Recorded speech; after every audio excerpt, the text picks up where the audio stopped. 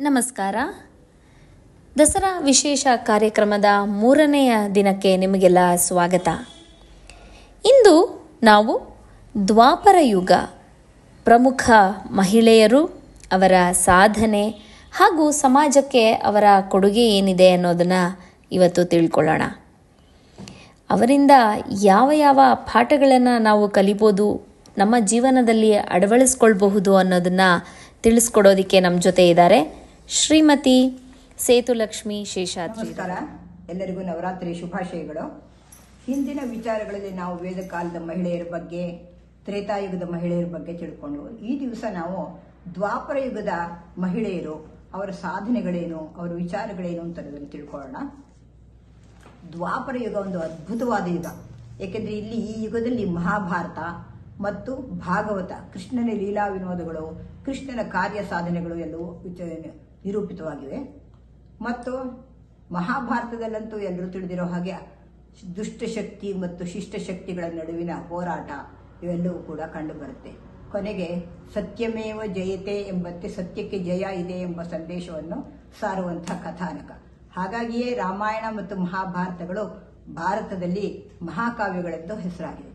ಅವು ನವನವೋನ್ಮೇಷ ಶಾಲಿನಿ ಅಂತ ಹೆಸರಾಗಿವೆ. ಅಂದರೆ ಪ್ರತಿನಿತ್ಯವೂ ಓದುತ್ತಿದ್ರೂ ಕೂಡ ಮತ್ತೆ ಮತ್ತೆ ಅದನ್ನು ಓದಬೇಕು, ಮತ್ತೆ ಮತ್ತೆ ಅವುಗಳ ವಿಚಾರವನ್ನು ಕೇಳಬೇಕು ಅನ್ನೋ ಒಂದು ಭಾವನೆ ಬರುತ್ತೆ.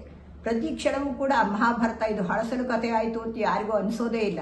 ಏಕೆಂತಂದರೆ ಅದು ಅಚಂದ್ರಾರ್ಕವಾಗಿ ಅದು ಹೊಸ ಹೊಸ ನಿರೂಪಣೆಗಳನ್ನು ಪಡಿತಾ ಹೋಗುತ್ತೆ ಮತ್ತು ಅಸಾಧಾರಣವಾದ ಚಿತ್ರಣವನ್ನು ನಮಗೆ ಕೊಡ್ತಾ ಹೋಗುತ್ತೆ. ಹೀಗೆ ಈ ಒಂದು ಸಂದರ್ಭದಲ್ಲಿ ದ್ವಾಪರ ಯುಗದಲ್ಲಿ ಮಹಾಭಾರತ ನಡೆಯುತ್ತೆ, ಭಾಗವತ ಕೂಡ ಆಗುತ್ತೆ.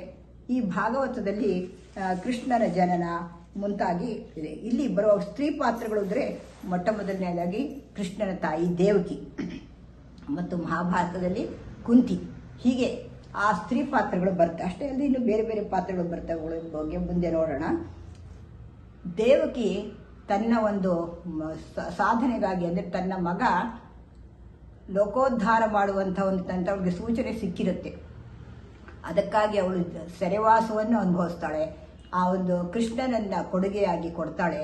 ಆ ಪ್ರಪಂಚವನ್ನು ಉದ್ಧಾರ ಮಾಡೋದ್ರಲ್ಲಿ ಅವಳು ಮೂಲ ಕಾರಣರಾಗ್ತಾಳೆ ಅಂತಲೇ ಹೇಳ್ಬೋದು. ಧರ್ಮ ಸಂಸ್ಥಾಪನಾರ್ಥಾಯ ಸಂಭವಾಮಿ ಯುಗೆ ಯುಗೆ ಅಂತ ಕೃಷ್ಣ ಭಗವದ್ಗೀತೆಯಲ್ಲಿ ತಿಳಿಸಿದ್ದಾನೆ. ಹಾಗಾಗಿಯೇ ದೇವಕಿಯ ಗರ್ಭದಲ್ಲಿ 8ನೆಯ ಮಗುವಾಗಿ ಜನಿಸ್ತಾನೆ. ಆ ಸಂದರ್ಭದಲ್ಲಿ ಅವಳು ಎಷ್ಟು ನೋವುಗಳನ್ನು ಅನುಭವಿಸಿದ್ಲೋ ಅದೆಲ್ಲವನ್ನು ಕೂಡ ಸಹಿಸಿಕೊಂಡು ಕೃಷ್ಣನನ್ನ ಒಬ್ಬ ಅದ್ವಿತೀಯ ವ್ಯಕ್ತಿಯನ್ನಾಗಿ ಮಾಡಬೇಕು, ಅವನ ಉತ್ಕರ್ಷಕ್ಕೆ, ಅವನ ಉನ್ನತಿಗೆ ತಾನು ಹಾರೈಸಬೇಕು ಅಂತ ಅಂದ್ಬಿಟ್ಟು ಹೇಳಿ ನಡ್ಕೊಳ್ತಾಳೆ. ತ್ರೇತಾಯುಗದಂತೆಯೇ ದ್ವಾಪರ ಯುಗದಲ್ಲೂ ಕೂಡ ಧರ್ಮ ಸಂರಕ್ಷಣೆ ಬಹಳ ಮುಖ್ಯವಾಗಿ ಕಂಡುಬರುತ್ತೆ.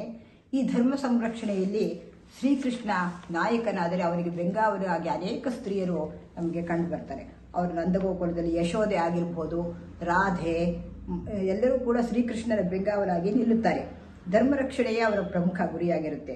ಗೋಕುಲವನ್ನು ಬಿಟ್ಟು ಕೃಷ್ಣ ಮಧುರೆಗೆ ಬಂದಾಗ ರಾಧೆ ಮುಂತಾದ ಗೋಪಿಕಾ ಸ್ತ್ರೀಯರೆಲ್ಲರೂ ತುಂಬ ದುಃಖವನ್ನು ಅನುಭವಿಸ್ತಾರೆ. ಆದರೆ ಅವನು ತನ್ನ ಒಂದು ಒಳ್ಳೆಯ ಕಾರ್ಯಕ್ಕಾಗಿ ಹೋಗ್ತಾ ಇದ್ದಾನೆ, ಧರ್ಮ ಸಂರಕ್ಷಣೆಗಾಗಿ ಹೋಗ್ತಾ ಇದ್ದಾನೆ ಅಂತ ಅನ್ನೋದನ್ನು ಅರಿತುಕೊಂಡು ಅವರು ತಮ್ಮ ಭಾವನೆಗಳನ್ನೆಲ್ಲ ಬದಿಗೊತ್ತಿ ಕೃಷ್ಣನೆಲ್ಲ ಬೀಳ್ಕೊಡ್ತಾರೆ. ಇನ್ನು ದ್ವಾಪರ ಯುಗದಲ್ಲಿ ಬರುವ ಮಹಾಭಾರತ ಕಥಾನಕದಲ್ಲಿ ಬರುವಂತಹ ಕುಂತಿ, ದ್ರೌಪದಿ ಆದರ್ಶಪ್ರಾಯರಾಗಿ ಕಂಡುಬರ್ತಾರೆ. ಪಾಂಡುರಾಜನ ಪತ್ನಿಯರಾಗಿ ಕುಂತಿ ಮತ್ತು ಮಾದ್ರಿ ಇಬ್ಬರು ಇರ್ತಾರೆ. ಮಾದ್ರಿರಾಜನ ಮರಣದಿಂದ ವಿಚಲಿತಳಾಗಿ ಅವಳು ಸಹಗಮನ ಮಾಡ್ತಾಳೆ ಅಂತ ಅಂದ್ಬಿಟ್ಟು ಹೇಳಿ ಬರುತ್ತೆ. ಆದರೆ ಕುಂತಿ ಹಾಗೆ ಮಾಡೋದಿಲ್ಲ. ತನ್ನ 5 ಮಕ್ಕಳನ್ನು ತನ್ನ ಮಡಲಿಗೆ ಹಾಕಿಕೊಂಡು ಅವ್ರನ್ನೆಲ್ಲ ಬಹಳ ಧೀರ ಯುವಕರಾಗಿ, ಧೀರ ಯೋಧರಾಗಿ ಬೆಳೆಸ್ತಾಳೆ. ಮತ್ತು ತನ್ನ ಸವತಿಯ ಮಕ್ಕಳನ್ನು ಕೂಡ ತನ್ನ ಮಕ್ಕಳಂತೆಯೇ ಕಾಣ್ತಾಳೆ. ಇದೊಂದು ಉದಾತ್ತ ಗುಣ ನಾವು ಕುಂತಿಯಲ್ಲಿ ಕಾಣ್ಬೋದು. ಈ ಒಂದು ಧಾರಾಳ ಬುದ್ಧಿ, ಉದಾರತೆ, ಮನೋಧರ್ಮ ಕುಂತಿಯಲ್ಲಿ ಕಂಡುಬರುತ್ತೆ. ಆಕೆಯು ಕೂಡ ಬಹಳ ಧೀರ ಸ್ತ್ರೀ. ಅವಳು ಯಾವುದೇ ಒಂದು ಕಷ್ಟ ಕಾರ್ಪಣ್ಯಗಳು ಬಂದರೂ ಕೂಡ ಜಗ್ಗದೆ ಕುಗ್ಗದೆ ತನ್ನ ಮಕ್ಕಳಿಗೆ ಯಾವ ರೀತಿ ಬೆಳಿಬೇಕು, ಯಾವ ರೀತಿ ಧರ್ಮವನ್ನು ಆಚರಣೆ ಮಾಡಬೇಕು ಅಂತ ಪ್ರತಿ ಘಟ್ಟದಲ್ಲಿಯೂ ಹೇಳ್ತಾ ಹೋಗ್ತಾಳೆ. ಇಲ್ಲಿ 2 ವೈರುಧ್ಯದ ಪಾತ್ರಗಳನ್ನು ನಾವು ನೋಡ್ಬೋದು. ಗಾಂಧಾರಿ ಒಂದು ಕಡೆ, ಕುಂತಿ ಒಂದು ಕಡೆ. ಗಾಂಧಾರಿ ದ್ವೇಷದ ಪ್ರತೀಕವಾದರೆ ಕುಂತಿ ಉದಾರತೆಯ ಪ್ರತೀಕ. ಕುಂತಿ ಧೈರ್ಯಸ್ಥ ಮಹಿಳೆ, ಗಾಂಧಾರಿಯೇ ಮನಸ್ಸಲ್ಲಿ ದ್ವೇಷ, ಈರ್ಷೆ ಇವೇ ತುಂಬಿಕೊಂಡಿರುತ್ತೆ. ಅದರಿಂದ ನಾವು ಕಲಿಯೋ ಒಂದು ಪಾಠ ಏನು ಅಂತಂದರೆ, ಹೇಗಿರಬೇಕು ಅನ್ನೋದು ಕುಂತಿಯ ಉದಾಹರಣೆ ಆದರೆ ಹೇಗಿರಬಾರದು ಅನ್ನೋದಕ್ಕೆ ಗಾಂಧಾರಿ. ತಾನು ಕಣ್ಣು ಕಟ್ಟಿಕೊಂಡು ತನ್ನ ಒಂದು ಇದನ್ನ ಸ್ವಾರ್ಥದಲ್ಲೇ ಅವಳು ಸಿಟ್ಟಿನಿಂದ ಅವಳು ತನ್ನ ಒಂದು ಕರ್ತವ್ಯವನ್ನು ಮರೆತು ಬಿಟ್ಟಿರ್ತಾಳೆ ಮತ್ತು ಕುರುಡಾಗಿ ತನ್ನ ಮಕ್ಕಳು ಮಾಡಿದ್ದೆಲ್ಲವೂ ಸರಿ ಎಂಬ ಭಾವನೆಯಲ್ಲಿ ಅವಳು ಕಾಲ ಕಳೀತಾ ಹೋಗ್ತಾಳೆ. ಹೀಗಾಗಿ ರಾಮಾಯಣದಲ್ಲಿ ಕೌಸಲ್ಯೆ ಸುಮಿತ್ರೆಯರು ತಮ್ಮ ಮಕ್ಕಳ ಬಗ್ಗೆ ಹೇಗೆ ಭಾವನೆಯನ್ನು ತಳೆದಿದ್ರೋ ಅದಕ್ಕೆ ವಿರುದ್ಧವಾದ ಭಾವನೆ ಗಾಂಧಾರಿಯ ಒಂದು ಪಾತ್ರ ಚಿತ್ರಣದಲ್ಲಿ ಕಂಡು ಬರುತ್ತೆ. ರಾಮಾಯಣದಿಂದ ನಾವು ಹೇಗೆ ಇರಬೇಕು ಅನ್ನೋದನ್ನು ತಿಳ್ಕೊಳ್ಳೋದಾದ್ರೆ ಮಹಾಭಾರತದಲ್ಲಿ ನಾವು ಹೇಗೆ ಇರಬಾರದು, ಯಾವ ರೀತಿ ನಡ್ಕೊಳ್ಬೇಕು ಅನ್ನೋದನ್ನು ನಾವು ತಿಳ್ಕೊಳ್ಬೋದು.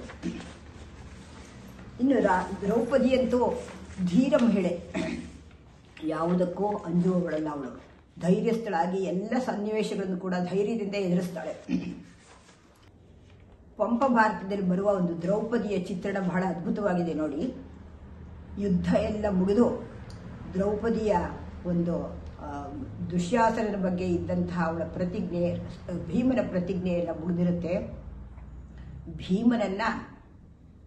ಭೀಮ ದುಶ್ಯಾಸನನ್ನ ಮರ್ದನ ಮಾಡಿ ಅವನ ರಕ್ತವನ್ನು ಹೀರಿ ಅವನ ಮೂಳೆಗಳಿಂದ ದ್ರೌಪದಿಯ ತಲೆಯನ್ನು ಬಾಚಿಸ್ತೇನೆ ಅಂತ ಪ್ರತಿಜ್ಞೆ ಮಾಡಿರ್ತಾನೆ.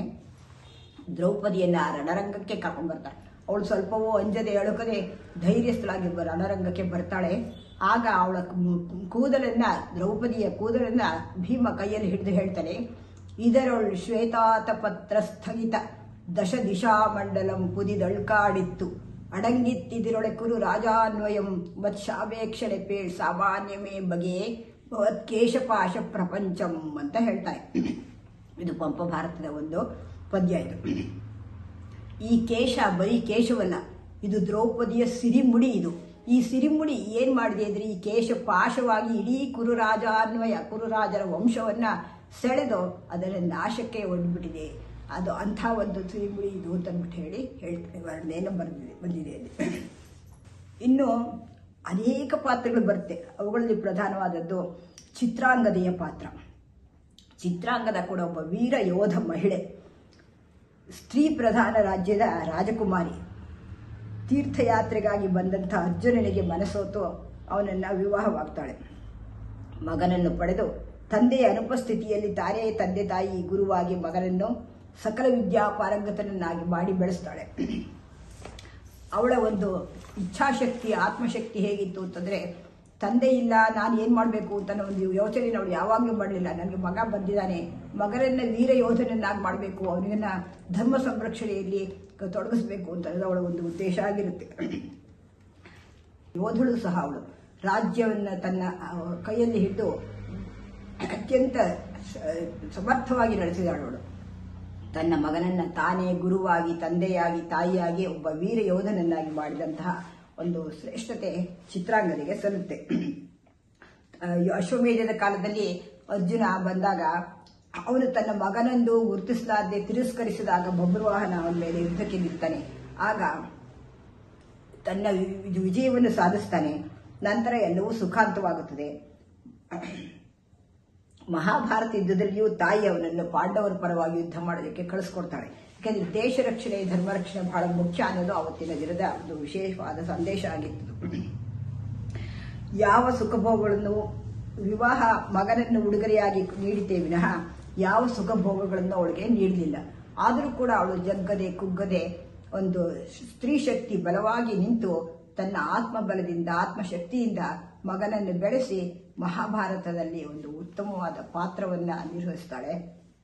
ಭಾರತೀಯ ಸ್ತ್ರೀಯರು ತಮ್ಮ ಬಾಳಿನಲ್ಲಿ ಬೆಳಕನ್ನು ಕಾಣದೇ ಇದ್ರೂ ಕೂಡ ಈ ಒಂದು ಮೂಲಕ ಹೇಗೆ ಸಾಧನೆಗಳನ್ನು ಮಾಡಿದರು ಅನ್ನೋದನ್ನು ನಾವು ತಿಳ್ಕೊಳ್ಬಹುದು. ಚಿತ್ರಾಂಗದ ಒಬ್ಬ ಯೋಧ ಮಹಿಳೆ.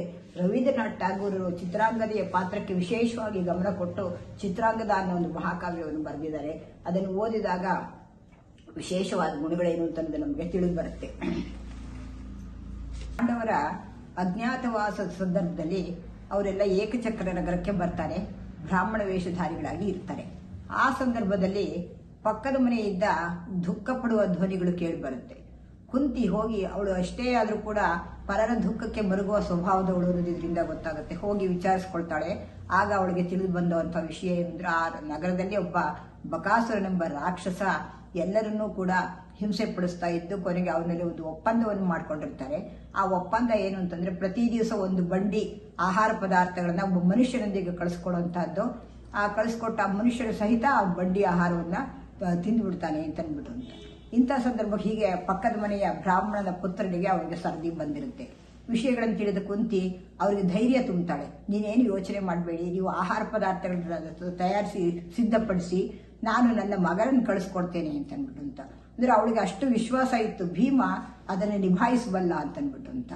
ಮನೆಗೆ ಬಂದು ಹೇಳ್ತಾಳೆ, ಭೀಮ ನಿನಗೆ ಒಂದು ಒಳ್ಳೆಯ ಊಟ ನಾಳೆ ಸಿಗ್ತಾ ಇದೆ ಅಂದ್ಬಿಟ್ಟು ಅಂತ. ಭೀಮ ಕೂಡ ಸಂತೋಷದಿಂದ ಒಪ್ಕೊಳ್ತಾನೆ. ಆದರೆ ಆ ಪಕ್ಕದ ಮನೆಯ ಬಡ ಬ್ರಾಹ್ಮಣನಿಗೆ ಇವರ ಒಂದು ಶಕ್ತಿ ಸಾಮರ್ಥ್ಯ ಗೊತ್ತಿರೋದಿಲ್ಲ. ನಮಗಾಗಿ ನೀವೇ ಪ್ರಾಣ ಕಳ್ಕೊಳ್ಬೇಕು ಬೇಡ ಅಂತ ಬೇಡ್ಕೊಳ್ತಾನೆ. ಆದರೆ ಕುಂತಿ ಧೈರ್ಯದಿಂದ ಸಮಾಧಾನ ಪಡಿಸಿ, ನೀವೇನು ಚಿಂತೆ ಪಡಬೇಡಿ, ನಾವು ಅವರ ಒಂದು ಇದನ್ನ ಬಡ್ಡಿ ಆಹಾರ ಸಿದ್ಧಪಡಿಸೋದಷ್ಟೇ ನಿಮ್ಮ ಕೆಲಸ, ನೀವು ಉಳಿದ ಕಾರ್ಯಗಳನ್ನ ನನ್ನ ಮಗ ನೋಡ್ಕೊಳ್ತಾನೆ ಅಂತ ಅಂದ್ಬಿಟ್ಟು. ಆ ಸಂದರ್ಭದಲ್ಲಿ ಭೀಮ ಗಾಡಿಯನ್ನು ಹೊಡ್ಕೊಂಡು ಹೋಗಿ ಬಕಾಸುರನ ವಧೆಯನ್ನು ಮಾಡ್ತಾನೆ, ಆಹಾರವನ್ನು ಸ್ವೀಕರಿಸ್ತಾನೆ. ಮತ್ತು ಈ ಒಂದು ಸಂದರ್ಭದಲ್ಲಿ ಕುಮಾರವ್ಯಾಸ ಬಹಳ ಚೆನ್ನಾಗಿ ಆ ಒಂದು ಚಿತ್ರಣವನ್ನು ಕೊಡ್ತಾ ಹೋಗ್ತಾನೆ.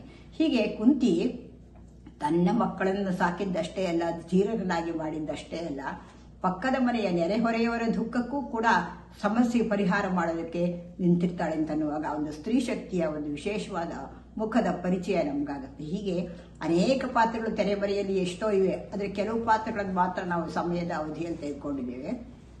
ಈ ಒಂದು ಪಾತ್ರಗಳಿಂದ ನಮ್ಗೆ ತಿಳಿದು ಬರುವಂಥದ್ದು ಏನಿದ್ರೆ ಅವರ ಶಕ್ತಿ, ಅವರ ಸಾಮರ್ಥ್ಯ, ಆ ಸಂದೇಶ ಎಲ್ಲವೂ ಕೂಡ ನಮಗೆ ದಾರಿದೀಪವಾಗಿ ಪರಿಣಮಿಸಿದೆ ಅಂತ ಹೇಳ್ಬೋದು. ಎಲ್ಲರಿಗೂ ನಮಸ್ಕಾರ.